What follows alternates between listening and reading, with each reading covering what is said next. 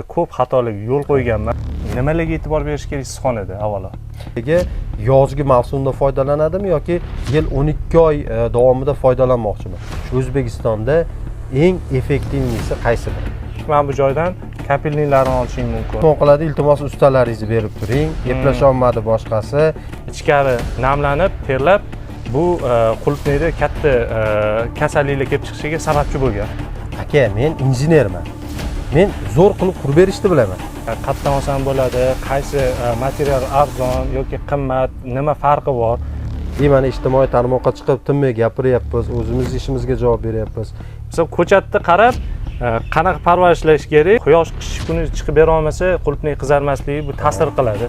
Men o'zimni sohamni zo'r qilib bersam, siz o'zingiz sohangizni zo'r qilib bersangiz, shunda rezultat yaxshi bo'ladi.